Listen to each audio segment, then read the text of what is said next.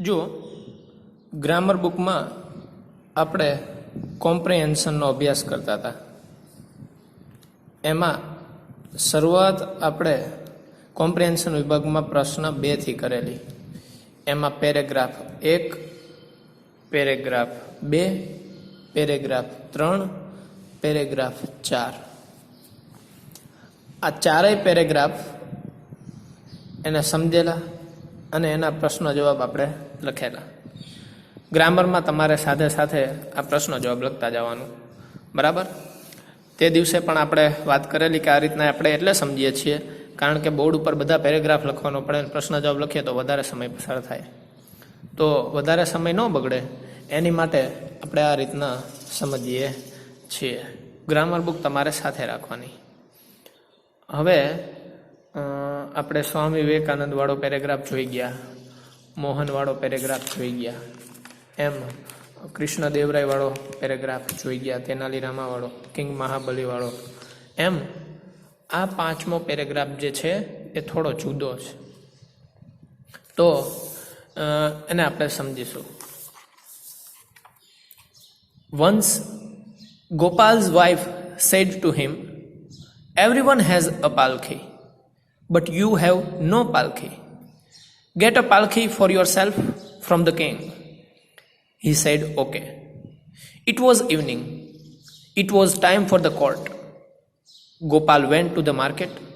He called a strong laborer. He said, "Here is a rupee.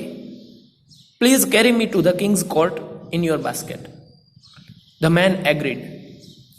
Gopal sat in the basket. The man carried him on his head. The king saw Gopal in the basket. The king asked, "What is this, Gopal?" Gopal replied, "Your Highness, this is my transport. All the courtiers have palkis. I have no palki. This basket is my palki." The king laughed and gave him a palki. હવે જુઓ, પ્રાચીન સમયમાં ટ્રાન્સપોર્ટમાં પાલખીનો પણ ઉપયોગ થતો. પાલખીથી તમે બધા પરિચિત છો એટલે મારે એ સમજાવવાની જરૂર નથી. પ્રાચીન સમયમાં જ્યારે રાજાના માણસો અથવા કોઈ રાજકુમારી, રાણી, અથવા તો તમે એમ પણ સાંભળેલું હોય હાથી ઘોડા પાલખી, જય કનૈયા લાલકી, તો પાલખીથી તમે પરિચિત છો કે એક સ્થળેથી બીજા સ્થળે જવા માટે અમુક લોકો પાલખીને પ્રિફર કરી શકતા હતા. જેમ પ્રાચીન સમયમાં ગાડાઓનો ઉપયોગ થતો હતો, કોઈ પ્રાણી ઉપર બેસીને જવાથી ઝડપથી પહોંચી શકાતું હતું, એમ પાલખીનો પણ ઉપયોગ થતો હતો. તો આખો પેરેગ્રાફ એ પાલખી વિશે છે. અહીંયા કન્ટેનર સમજવાનું, બરાબર, ટ્રાન્સપોર્ટ માટેની વસ્તુ એવું સમજવાનું. બુદ્ધિપૂર્વક ગોપાલ નામનું કેરેક્ટર છે, એ ગોપાલની વાઈફ એને ફરિયાદ કરે છે કે બધા લોકો પાસે પાલખી છે અને આપણી પાસે નથી, તમે રાજા પાસે જાઓ અને એમની પાસેથી પાલખી મેળવી લ્યો. જેમ અત્યારે દેખાદેખીમાં વ્યવહાર સાચવવામાં આવે છે, એકે આ વસ્તુ લીધી તો બીજાને લેવી જરૂરી છે, જો આમણે આ લીધું, એ રીતના ગોપાલની પત્નીને પણ એમ થયું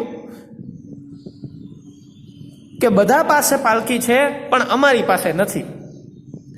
એટલે ગોપાલને એ કહે છે કે તમે પાલખી મેળવી લો ને. કેવી રીતે બુદ્ધિનો ઉપયોગ કરીને ગોપાલ પાલખી મેળવે છે એનો પેરેગ્રાફ છે, સમજી લઈ.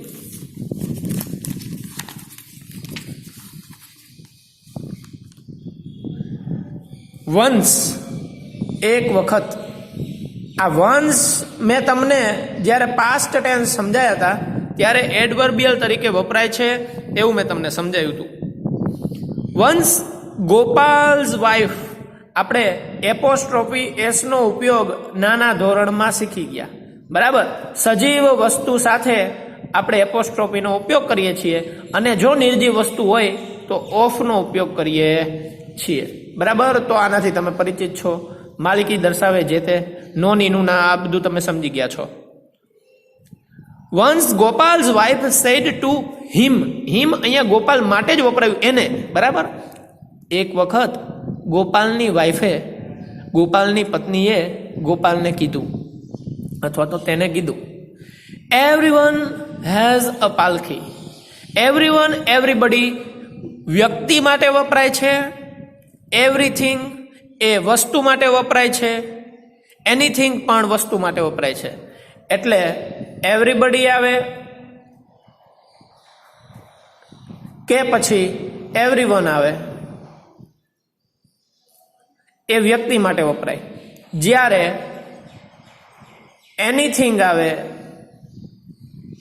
અથવા તો એવરીથિંગ આવે એ વસ્તુ માટે વપરાય છે અને આ વ્યક્તિઓ માટે વપરાય, સજીવ વ્યક્તિ. બરાબર, સજીવ એટલે વ્યક્તિ જોયું. ઓકે, ચલો જોઈએ. Everyone has a પાલખી.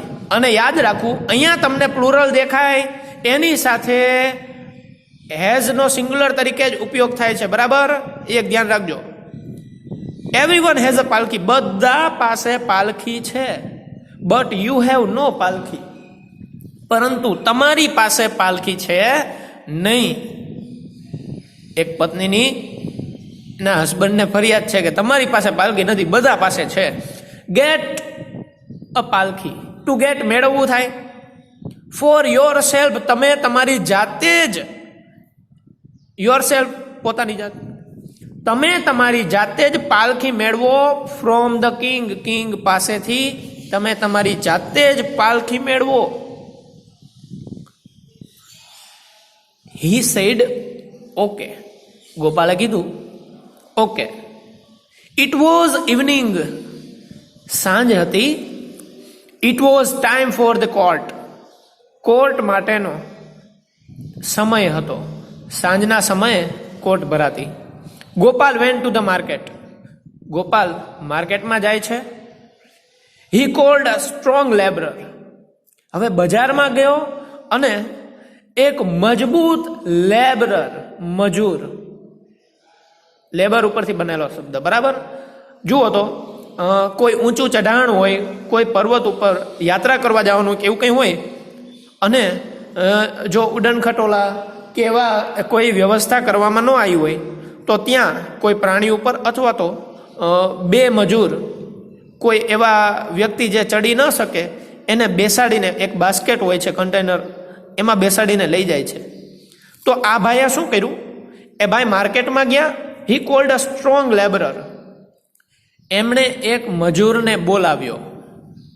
He said here is a રૂપી, એણે કીધું આ રહ્યો રૂપિયો. હવે જુઓ તો એ અને એન આર્ટિકલનો ઉપયોગ આપણે સિંગ્યુલર પાસે જ કરીએ છીએ. બરાબર, એટલે અહીંયા આપણને ખબર પડી કે એણે એક રૂપિયો જ આપેલો. હિયર ઇઝ અ રૂપી, આ રહ્યો રૂપિયો. પ્લીઝ કેરી મી, કેરી એટલે ઉપાડવું, મહેરબાની કરીને મને ઉપાડ. To the king's court in your basket, મને તું તારી જે બાસ્કેટ છે એના દ્વારા રાજાના રાજ દરબારમાં મને તું લઈ જા. મને ઉપાડીને રાજાના રાજ દરબારમાં મને તું લઈ જા. ધ મેન એગ્રીડ, એગ્રી એટલે સહેમત થવું. હવે ઓલા માણસને એક રૂપિયો આપવામાં આવ્યો હતો, એને મજૂરી આપી દીધી હતી અને મજૂર માણસ રૂપિયા લે પછી કામ કરે. બરાબર, તો એને તો એના રૂપિયા મળી ગયા હતા એટલે એ સહેમત થઈ ગયો. Gopal set in the basket, અહીંયા બાસ્કેટનો અર્થ ટોપલી કરવો નહીં, એક પ્રકારનું કન્ટેનર કરવું. શું કરવું? કન્ટેનર.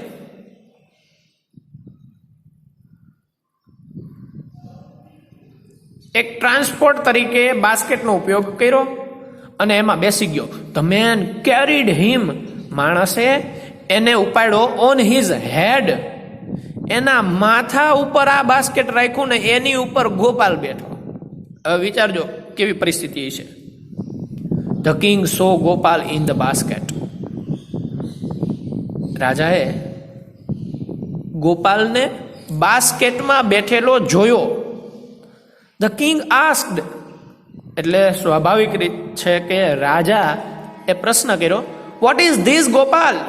ખરેખર આ એક યુક્તિ હતી. ગોપાલ આ શું છે?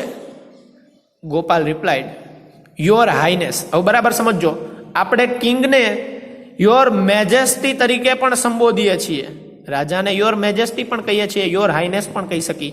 રાજકુમાર હોય, રાજકુમારી હોય, મહારાણી હોય, રાજા હોય, યોર હાઈનેસ પણ કહી શકો એમને સંબોધવા માટે. મહારાજ, ધીસ ઇઝ માય ટ્રાન્સપોર્ટ. આ મારું પરિવહન છે, આ મારું ટ્રાન્સપોર્ટ છે. આપણે એસટી નિગમ હોય છે, બરાબર, તો એ એક પ્રકારનું ટ્રાન્સપોર્ટ. આ મારું ટ્રાન્સપોર્ટ છે. આ પાલખી રહીને બાસ્કેટ, એ મારું ટ્રાન્સપોર્ટ છે. એટલે પાલખી નહીં પણ જે બાસ્કેટ કહેવામાં આવી હતી, બધા પાસે હતી, આની પાસે નહોતી, એટલે એને બાસ્કેટનો ઉપયોગ કર્યો. All the courtiers have palkhis. એણે સ્વાભાવિક રીતના કીધું કે બધા રાજ દરબારીઓ પાસે પાલખી છે. I have no palkhi. મારી પાસે પાલખી છે નહીં. This basket is my palkhi. આ કન્ટેનર જ મારી પાલખી છે. The king laughed. રાજા ખૂબ હસ્યા. જો લાફ અને સ્માઇલમાં ફેર હોય. આ મંદ મંદ સ્મિત કરવું ઈ સ્માઇલ, અને ખખડીને હસવું ઈ લાફ. રાજા ખૂબ હસ્યા and gave him a palkhi, અને એમને પાલખી આપવામાં આવી. તો આ એક યુક્તિ હતી. એની પત્નીએ એને ફરિયાદ કરી કે જો બધા પાસે છે, તમારી પાસે પાલખી નથી. તો આણે એક યુક્તિ વાપરી કે કઈ રીતના હું પાલખી મેળવી શકું. તો આવી રીતના એણે પાલખી મેળવી. બરાબર. ચલો હવે આપણે પ્રશ્ન જવાબ જોઈશું. What did Gopal's wife complain. ગોપાલની પત્નીની કમ્પ્લેન્ટ શું હતી? કમ્પ્લેન્ટ, ફરિયાદ. ગોપાલની પત્નીની ફરિયાદ એ હતી કે બધા પાસે પાલખી છે, તમારી પાસે પાલખી છે નહીં. આ એમની ફરિયાદ હતી. તો આપણે લખશું everyone has a palki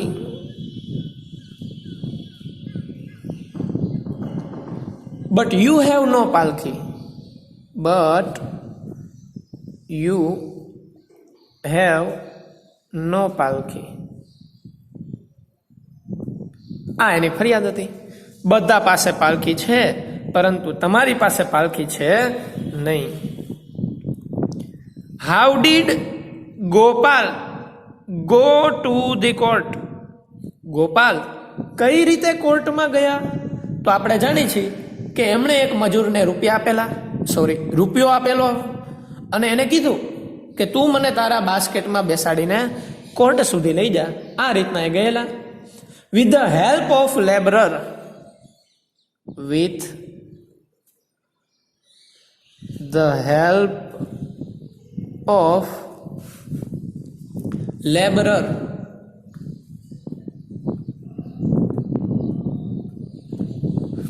Gopal went to the court.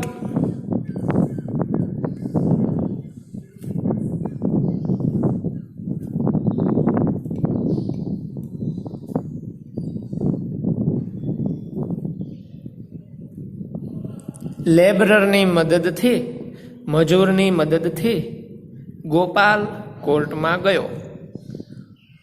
How much did Gopal pay to the labourer. જ્યારે આપણે હાઉ મેની અને હાઉ મચનો અભ્યાસ કરતા હતા ત્યારે આપણે હાઉ મચમાં વાત કરેલી કે જ્યારે કોઈ રૂપિયાની બાબત આવે ત્યારે હાઉ મચનો ઉપયોગ કરીએ છીએ. મટીરિયલની વાત આવે, દ્રવ્યની વાત આવે ત્યારે આપણે હાઉ મચનો ઉપયોગ કરીએ છીએ. તો એ વખતે આપણે સમજાવેલું કે રૂપિયાની કે કોઈ કિંમત પૂછવાની હોય ત્યારે આપણે હાઉ મચનો ઉપયોગ કરીએ. તો અહીંયા પે, આ પે એટલે ચૂકવવું થાય. ટુ પે એટલે ચૂકવવું. પે ઉપરથી પેટીએમ બન્યું છે, ગૂગલ પે બન્યું છે, બરાબર. એ શબ્દની મદદ ઉપરથી એનું નામ બનાવવામાં આવ્યું. તો જ્યારે રૂપિયાની વાત આવે ત્યારે હાઉ મચનો ઉપયોગ કરીએ છીએ. How much did Gopal pay to the labourer. મજૂરને ગોપાલે કેટલા ચૂકવ્યા? ગોપાલ પેડ અ રૂપી. ગોપાલ 1 રૂપી પણ લખી શકો. ગોપાલ, હવે જો ડીડ હોવાથી પે ને પેડ કરી દીધું, વર્બ 2. ગોપાલે ચૂકવ્યું અ રૂપી, 1 રૂપિયો ચૂકવ્યો. Did the king give him a palkhi. શું રાજાએ એમને પાલખી આપી. તો આપણા પેરેગ્રાફમાં છેલ્લે આપણને એવું જોવા મળ્યું, કિંગ ગેવ હિમ પાલખી. હા, તો જવાબ આપણો રહેશે યસ. યસ, ધ કિંગ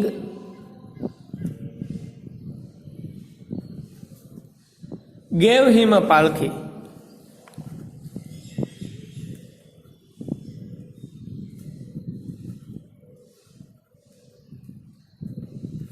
હા, રાજાએ એમને પાલખી આપી.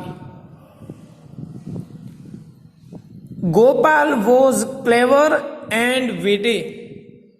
હવે જુઓ, ક્લેવરનો અર્થ થાય હોશિયાર, વિશેષણ છે. વિટી પણ એક વિશેષણ છે. એક અર્થ આનંદી પણ થાય અને બીજો અર્થ તીક્ષ્ણ બુદ્ધિવાળું એવું પણ થશે. એટલે ગોપાલ હોશિયાર અને ખૂબ તીક્ષ્ણ બુદ્ધિવાળો, શાર્પ માઇન્ડેડ, ખૂબ તેજ બુદ્ધિવાળો હતો. આ વાત સાચી કે ખોટી? આ વાત સાચી, ટ્રુ. હા, તે ખૂબ જ તીક્ષ્ણ બુદ્ધિવાળો હતો અને સાથે સાથે હોશિયાર પણ હતો. તો એક પત્નીના કહેવા મુજબ ફરિયાદ સાંભળીને એને અમલમાં મૂકીને એણે બુદ્ધિનો ઉપયોગ કરીને રાજા પાસેથી પાલખી મેળવી.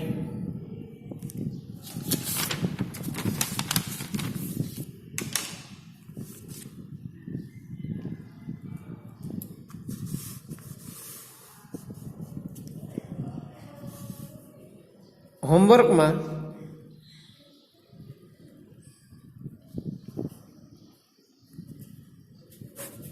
ગ્રામર બુક, એમાં કોમ્પ્રિહેન્શન,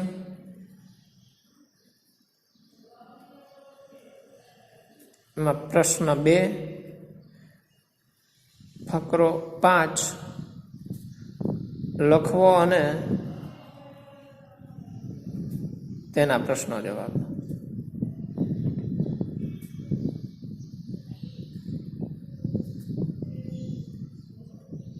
આ તમારું હોમવર્ક. પેરેગ્રાફ લખી નાખવાનો, પછી પ્રશ્નો લખી નાખવાનો અને જાતે એ રીતના જવાબ ગોતીને લખવાનો. તમને મજા આવશે આ વર્કમાં. બરાબર? ચલો.